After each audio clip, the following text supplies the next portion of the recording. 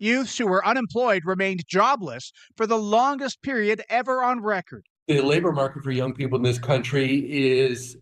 similar to what happens during a severe recession. University of Ottawa student Sylvie sent out 55 resumes this year trying to land a summer job, but she only got one call back. I'm someone who always holds 2 jobs at a time to pay for my rent, and it was almost impossible. At job fairs across the country this spring, for young people looking for work, it hasn't been easy. The job market, especially right now, is not the best that it's ever been. Here is the number that should be on the front page of every newspaper in this country right now, and instead it is buried under headlines about trade deals and political noise.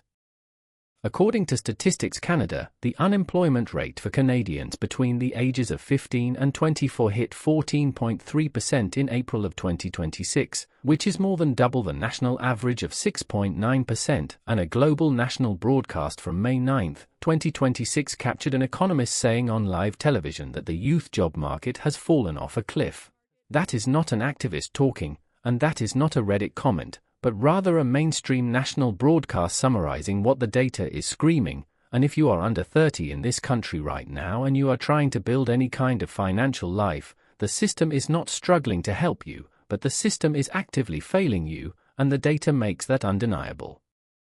But here is the part that most financial content will skip over because it is uncomfortable to say out loud.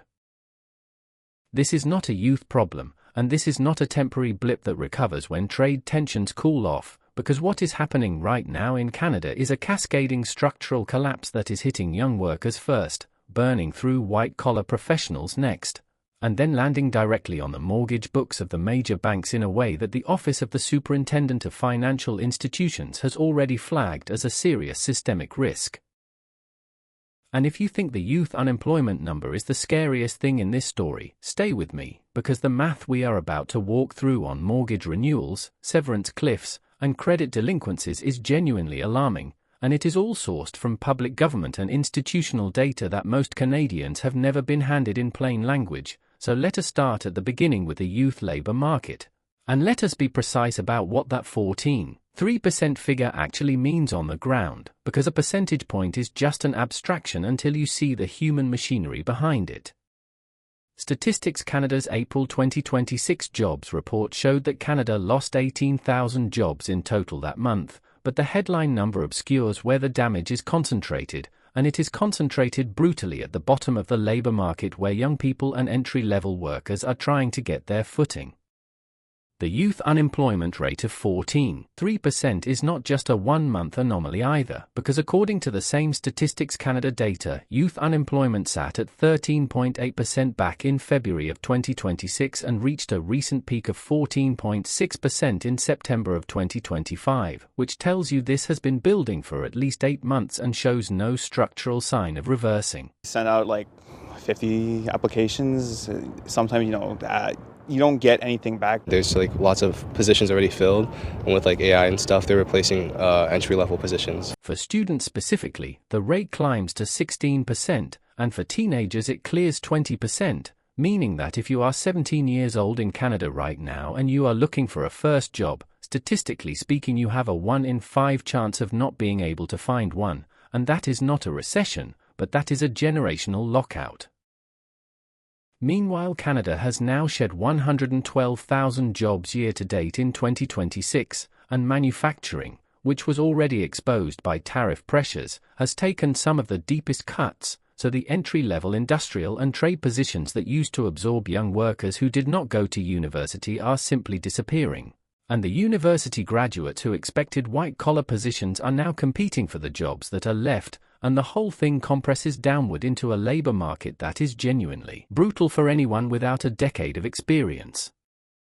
A CTV News broadcast from May 8, 2026 put it simply at the 23-second mark, noting that for 15 to 24-year-olds the unemployment rate crept up another half a percentage point to more than 14%, double the national average, and for anyone watching that broadcast from their childhood bedroom because they cannot afford rent, that half-point increase is not a number, but it is another month of asking parents for grocery money.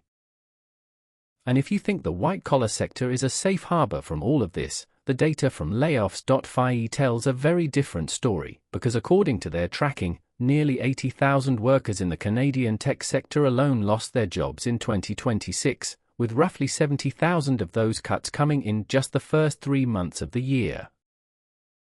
The Bank of Canada itself announced a 10% workforce reduction in late 2025, representing somewhere between 225 and 230 positions, and those cuts were completing their rollout through mid-2026 across multiple departments, which means even the institutions tasked with managing the economy are shrinking their own payrolls. Auto parts manufacturing and community colleges both saw sharp payroll declines, so you are looking at a job market that is hemorrhaging at both the top and the bottom simultaneously, with the middle being the only place where some stability still exists, and that middle is getting narrower by the quarter. Labour economist Brendan Bernard from Indeed made a statement in December of 2025 that, when you read it now from the middle of 2026, sounds almost prophetic, and he said that modest improvement is likely insufficient to disrupt the prevailing low-fire environment of recent years, suggesting persistent challenges for job seekers. The low-hire part of that sentence is the part that does not get enough attention, because what it means is that companies are not firing people in mass waves the way they did in 2009, but they are also not replacing people when they leave, they are not filling open roles, they are not bringing in fresh graduates, and the result is a labor market that looks stable in the headline unemployment rate for adults but is quietly starving out the next generation of workers who cannot get the first rung on the ladder.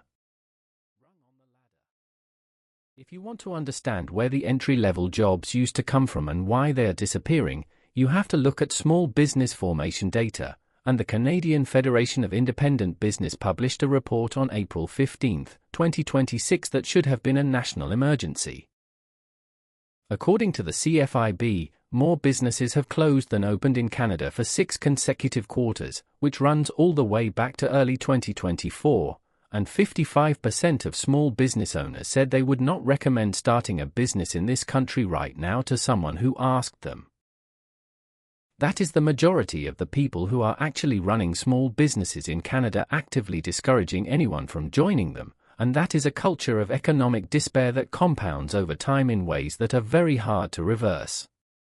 The entry rates and exit rates tell the story in raw numbers, because according to the same CFIB data, the business exit rate in Q2 of 2025 was 5.6% nationally and 6.7% in Ontario specifically, while the entry rate in Q4 of 2025 was only 4.8% nationally and 5.1% in Ontario, meaning that even in the most recent quarter where business formation theoretically should have been recovering, it was still running nearly 2 full percentage points below the closure rate in Ontario, which is the economic engine of the country. Small businesses employ a massive share of Canadian workers, particularly young workers, service workers, and people in trades and retail, and when the rate of closures consistently outpaces the rate of openings for a year and a half straight, you are not looking at a temporary disruption, but you are looking at a structural erosion of the employment base, and the youth unemployment rate is the downstream consequence of exactly that erosion.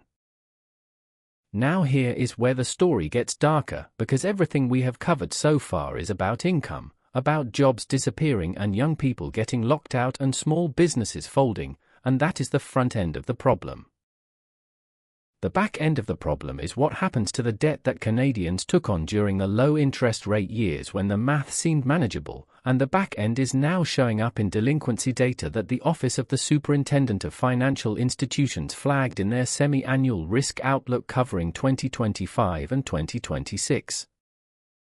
According to OSFI, household credit delinquencies are increasing from post-pandemic lows and returning toward pre-COVID levels. But the key detail buried in that report is that the increases are not uniform across borrower types, and the worst-hit categories are variable-rate fixed-payment mortgage holders, business-for-self borrowers, and investor-owned property portfolios.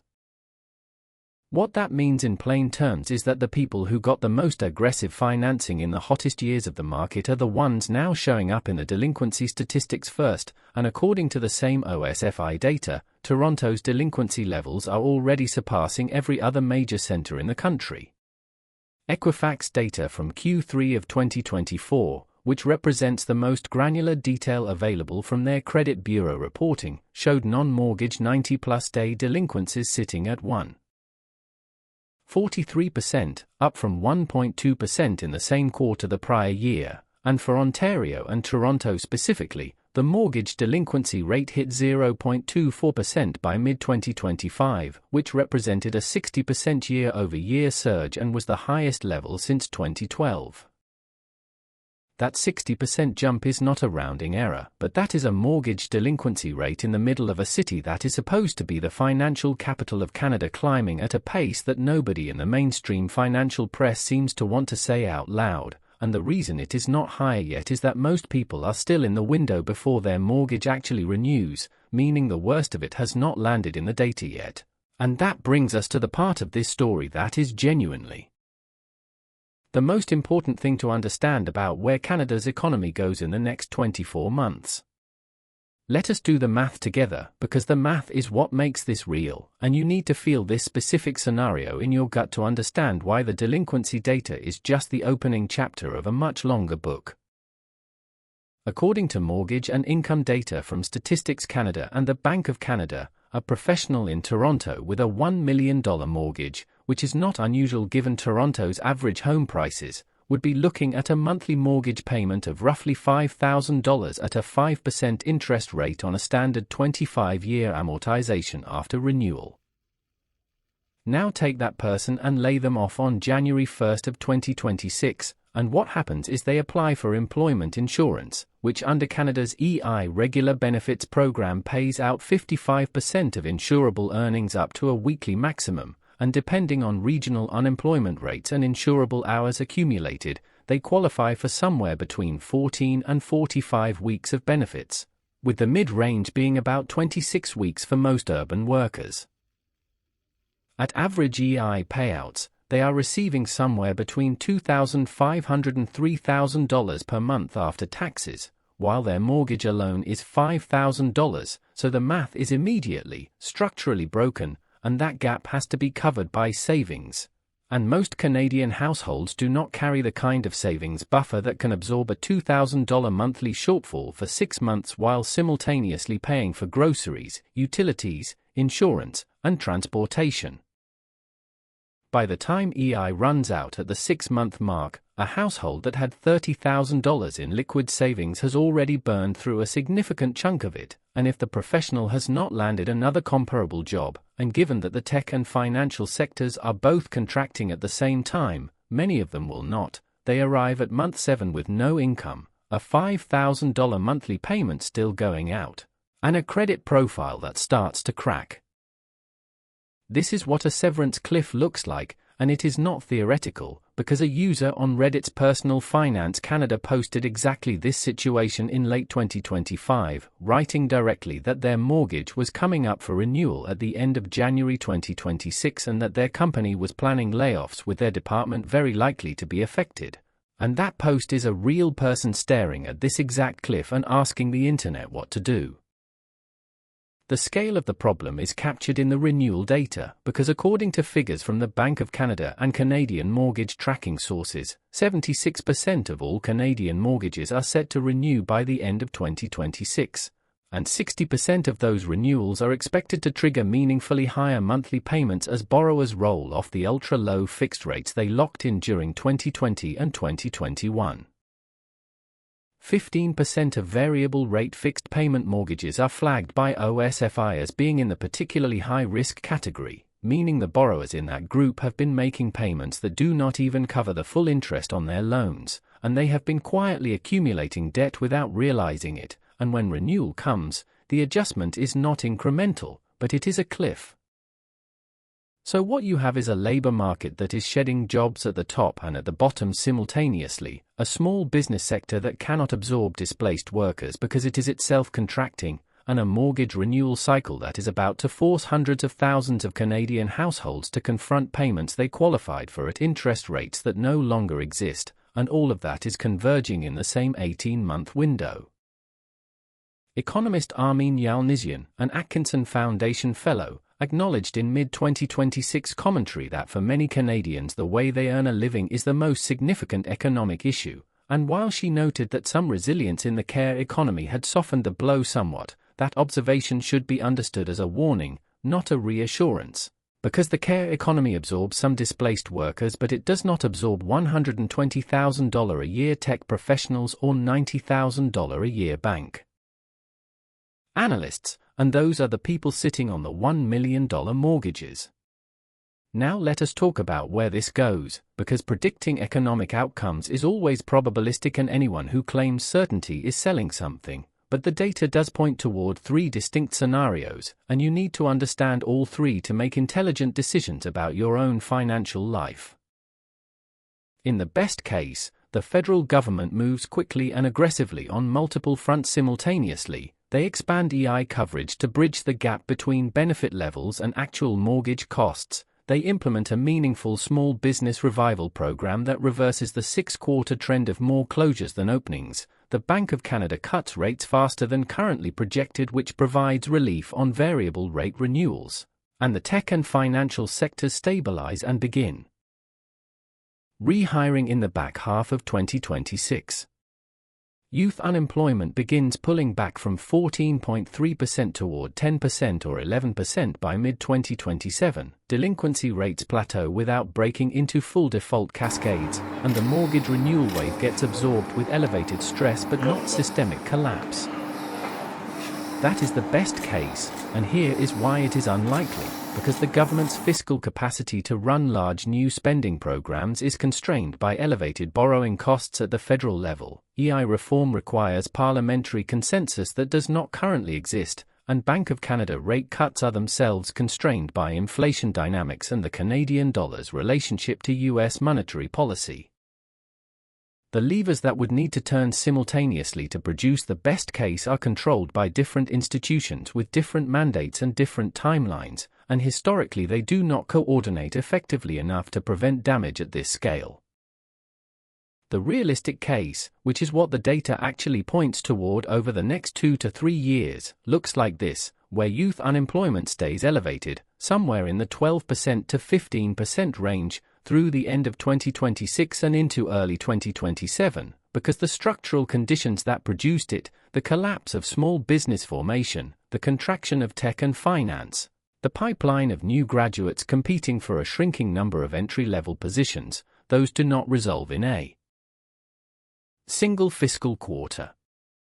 Mortgage delinquencies in Toronto and Ontario broadly continue their upward trend, clearing 0.35% to 0.4% by the end of 2026 as the renewal wave hits peak volume, and while that does not sound catastrophic in percentage terms, on a portfolio the size of Canada's residential mortgage market, it represents a meaningful volume of households in genuine financial distress.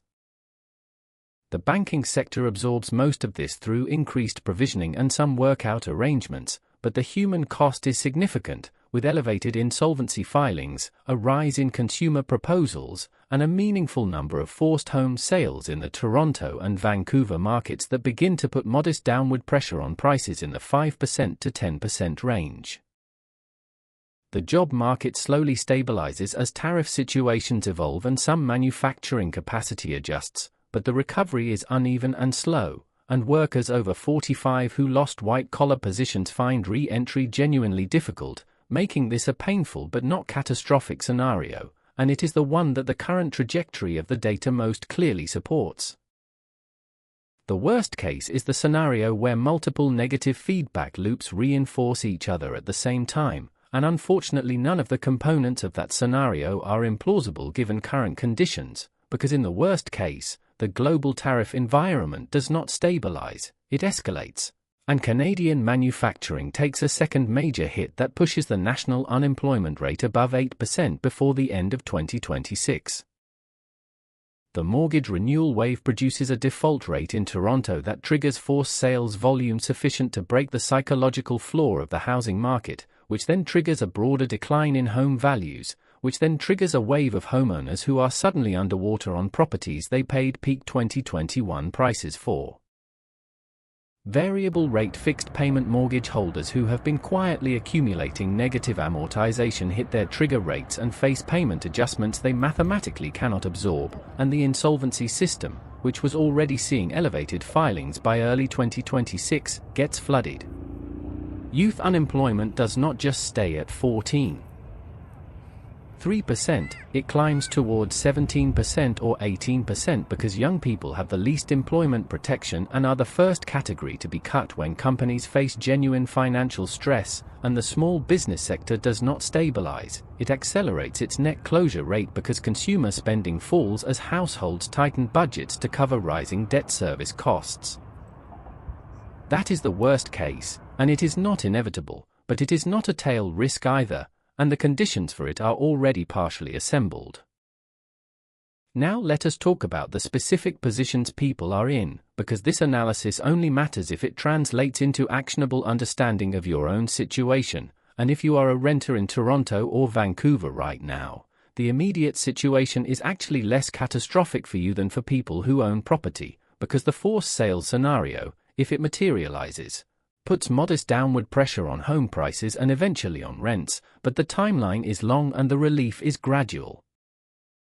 And in the meantime, the job market you are trying to navigate is genuinely hostile, especially if you are under 30. The realistic advice is to aggressively protect your employment, which means making yourself indispensable on your current team, developing skills that are adjacent to AI and automation rather than competing against it, and building a cash buffer that covers at minimum 4 to 6 months of your total expenses, because AI will not come close to covering your actual cost of living if you are laid off in a major city. If you are a homeowner facing mortgage renewal in 2026, you need to be having an extremely honest conversation with yourself about your debt service capacity at current rates and not at the rate you originally signed, because the math is the math, and a payment that was comfortable at 2.1% is a different animal at 5.2%, and if your household income situation has changed at all in the last 18 months, you need to model that scenario before you arrive at the renewal appointment, not during it. Talk to an independent mortgage broker who is not paid by the lender, explore all available amortization extension options, and do not wait for your bank to call you, because they will not call you early enough for the conversation to be useful. If you are a recent graduate or a young professional who has been job hunting for more than 3 months without meaningful traction, the data says this is not a personal failure, it is a structural condition, but understanding that does not pay your rent, so here is what the data also suggests. The sectors that are absorbing workers right now, according to economist Armin Yalnizyan's observation, are care economy sectors, healthcare adjacent roles, and essential services, and while those may not match your degree, a strategic pivot for 12 to 18 months while building skills in your original field is a more viable path than waiting for a tech or finance sector that is actively contracting to decide to hire you. If you are a small business owner in Ontario who is looking at these CFIB numbers and wondering whether you made the right decision to open, the data suggests that the next 2 to 4 quarters are going to be genuinely difficult, particularly for consumer-facing businesses, because household disposable income is under pressure from exactly the mortgage renewal dynamics we walked through, and discretionary spending is one of the first things to go when monthly fixed costs go up. If your business model depends on consumer discretionary spending in Toronto or surrounding areas, the next 18 months requires conservative cash management and a ruthless focus on margin over volume, and if you are an investor, whether in equities or real estate or both, looking at Ontario specifically, the data from OSFI and CFIB and Statistics Canada together paint a picture of a market where the stress is real but not yet fully priced in, meaning that the most distressed scenarios have not yet appeared in asset values at the scale the underlying data would suggest, and that gap between observable stress and reflected asset prices is historically where the most significant corrections happen when sentiment shifts. Thank you for watching this full breakdown, and remember that every single statistic and report mentioned in this video is linked down in the description below so you can verify the numbers yourself. If you are dealing with this in your own life, or if you completely disagree with my analysis, please let me know in the comments because I read them all. Make sure to subscribe for more deep dives into the economy and real estate market, and I will see you in the next one.